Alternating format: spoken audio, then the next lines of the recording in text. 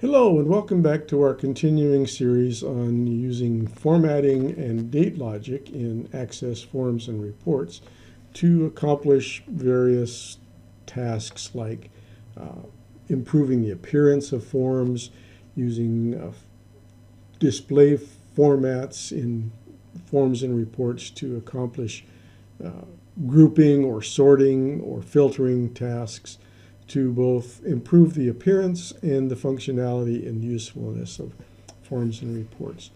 In this video, we're going to take a different approach. We're going to go in a slightly different direction, still using date formatting and date logic, but we're going to indulge a little bit of analysis here. Now, we're not looking at really complex analysis. We're only introducing some basic ideas about using formatting and date logic for the purpose of analysis. And hopefully, once you see how this can be done, you will see that as a starting point for using this kind of logic and formatting in your own databases as a way to look at the meaning behind some of your data. Let's start with a range of values, and I'm going to pick a couple of years of value here, so we've got plenty of material to work with.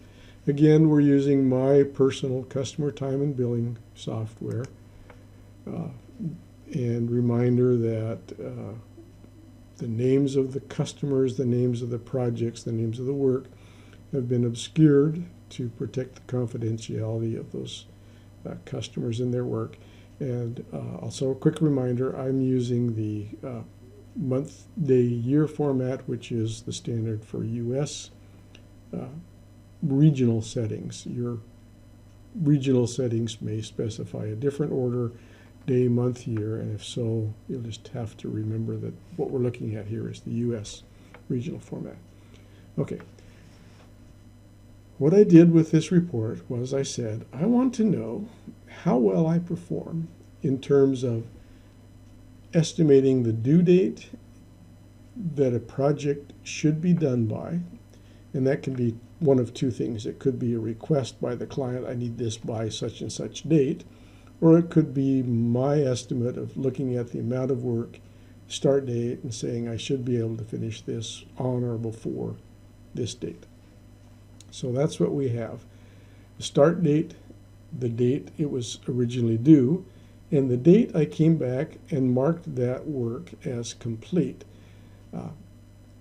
I used in this report two related functions to make this analysis a little bit more easily recognized with the color formatting and, of course, using the date logic to provide the data that we're going to use to make that analysis. Down here at the bottom, you'll see I have a legend. Anything which took 90 days or longer past the due date, I formatted orange with a black forecolor. And I'll explain why I picked that color combination in a second. For those dates where the completion date was between 31 and 89 days after the original due date, I said, show me those values in red with a white forecolor. Anything that was between 1 and 29 days late, when I marked it complete after the due date, I want to see that in yellow. And anything that was completed in 0 days late, when the completion date was the same as the due date or earlier, I want to see those in green, again with the white forecolor. Let's look at these first two. 136 days late, 132 days late, both marked as complete on 5/24. Couple of things that I might draw, couple of conclusions I might draw from looking at this information. One, I marked them both complete on the same day, and they were both 3-4 months late. chances are good that this is not a performance problem in doing work. This is probably more like a bookkeeping problem. Finished the work, didn't go back and mark it as complete. Just didn't keep the database updated correctly. I'm making that assumption as one of the two possible explanations. It could very well be that I just, took way longer to do the work than I thought, and this actually represents a delay of 4 months, nearly after the projected due date when I actually got around to finishing it. And the same for this one. I also looked at it and said, okay, if it's between 30 days, 31 days, I guess, have to be careful that the start and stop dates don't overlap. If it was between 31 and 89 days late, I'm going to say, that could very well represent a performance failure. Either I simply didn't get the work done, or something came up, I was delayed, something else interfered to priority. But anyway, long and the short of it is I completed it more than a month and less than 3 months late. These I want to look at to be sure that I'm actually seeing a performance problem and not a bookkeeping error. Those which are in yellow are sort of the, I was a little bit late, but not terribly late. Those are more likely to be actual performance issues where I thought I was going to get this done in a couple of days. Turned out it took me 4 days. Maybe I was waiting for a response from a client and that took a couple of extra days, or I just got interrupted, didn't have a chance to work on it, whatever. But if it's between 1 and 29 days late, I want to look at those to make sure that those are really performance problems, and if they are performance problems, maybe why that happened, so I can avoid it in the future. So as we go down the report, you can see some more orange dates indicating that I was more than 90 days late, and once again I see this same complete date, 5/24, 5/24. These are beginning to look more like a bookkeeping error or shortfall where I had to go back and clean up after the fact. I realized, gee, I never marked all this work complete at the time I finished it. So what I will use these for is to go back into the original data and say, yeah, I should adjust the complete date to reflect the date I actually did complete the work, so it's a more realistic performance indication as opposed to just a bookkeeping issue. This one bears more close analysis because it shows I'm 52 days late or a month and a half late. I want to know why. It may have been a case, again, of not adequately estimating how much work would have to be done. A lot of reasons why it could be delayed. This one actually was completed in a timely fashion. I started on the 28th, finished on the 28th, and said I was going to do it on the 28th. So that one works out. Let's look at the second page, see some of the same things. A lot of times I finished the same day, on the day I said I was going to. Due date, complete date the same. Here's one where I actually gave myself this long to finish it and completed a day early. So this is a -1. That's good. And so this is then kind of a visual guide, color-coded visual guide to help me focus different kinds of attention on different problems and see. So I could, for example, say, oh, I'm just going to ignore all of the green ones because those represent good performance, except for this one. Maybe 28 days early might reflect a different kind of problem. But mostly I'm going to focus on these that are way late as potentially representing just poor bookkeeping, and those that are red, which potentially are more likely to indicate performance issues. So that's a way we can use a combination of date logic, the date calculation, and color formatting to provide visual impact for a report. Let's look then at what's behind this report. I'm going to start with the query.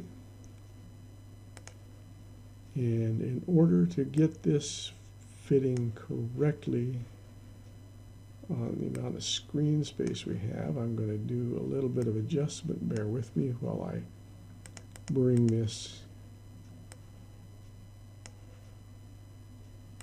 together. I could show you this in SQL view, but I think it's a little easier to see in the query designer. And one more, so right here and right here we should be able to see. Okay, so this is one of the two filters. I use a criteria and a where clause to filter records for this report. This one is based on the date range. And the way it works is it says if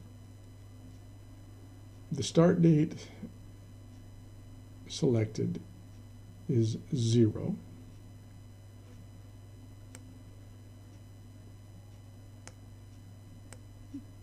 use 0.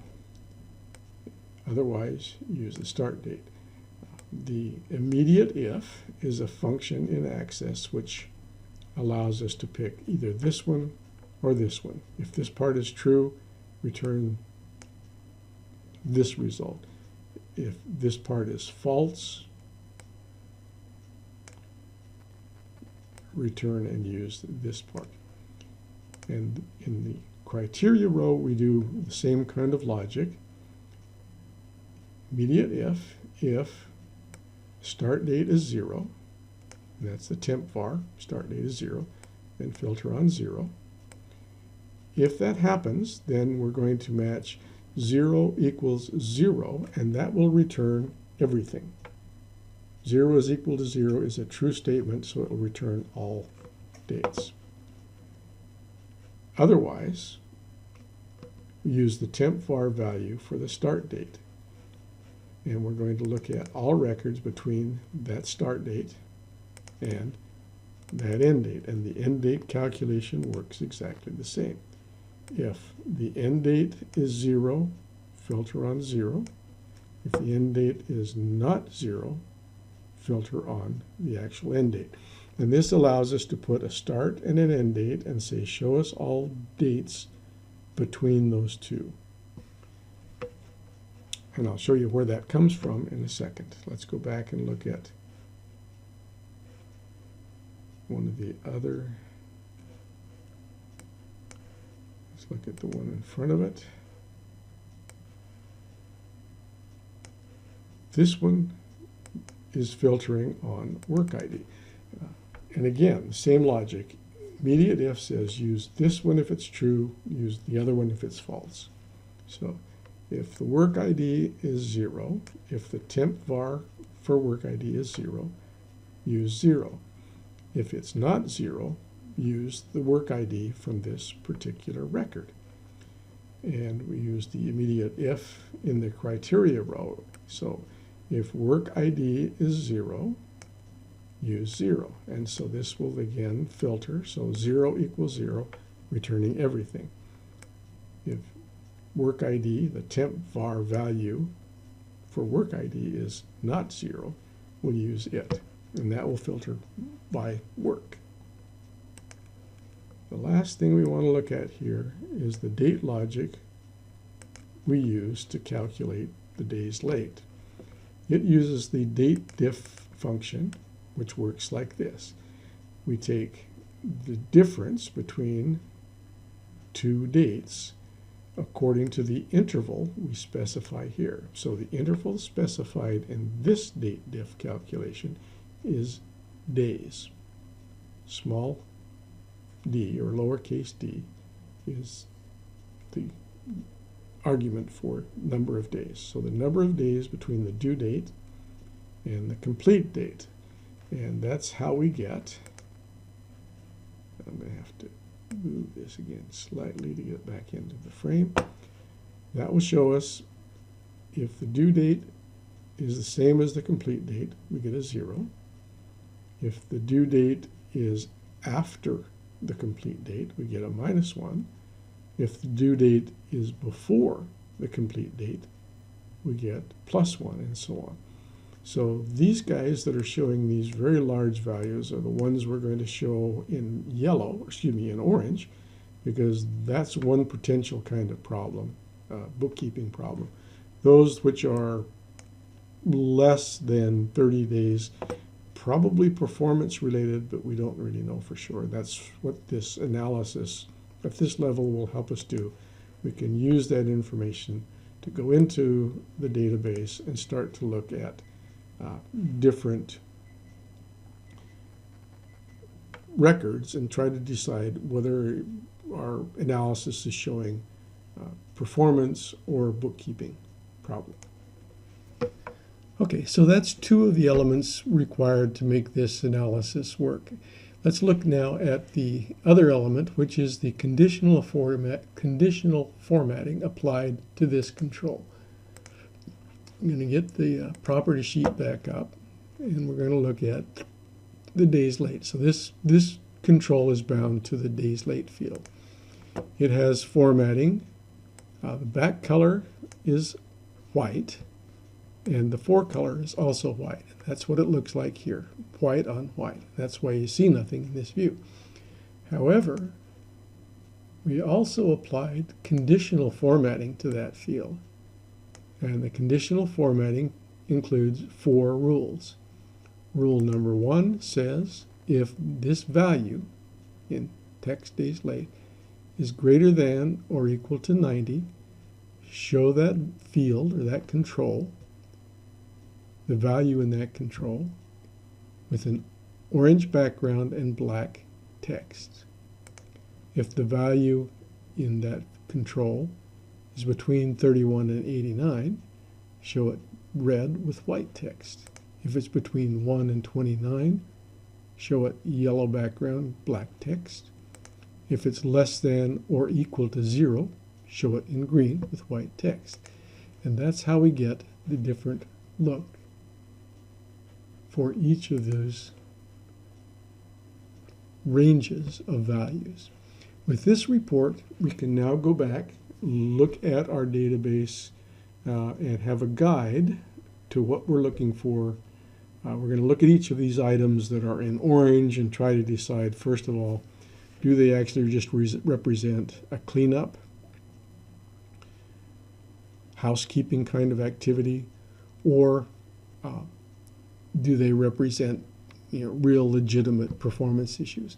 The red ones are going to be items where we're going to focus some attention now. Is this really, did I really take an extra 84 days to complete this work? Or was there some other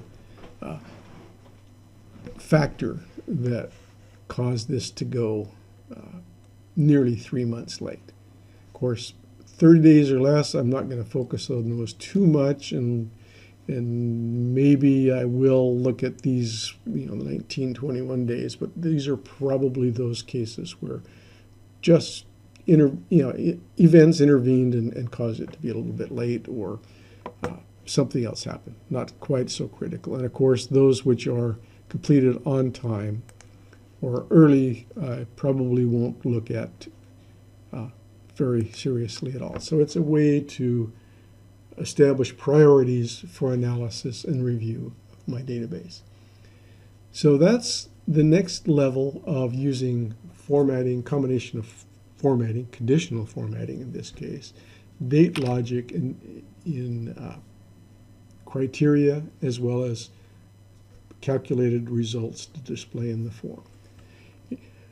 Thanks for watching. If you like what you see, please subscribe and keep checking back as we produce additional videos on related subjects for Microsoft Access. Thank you.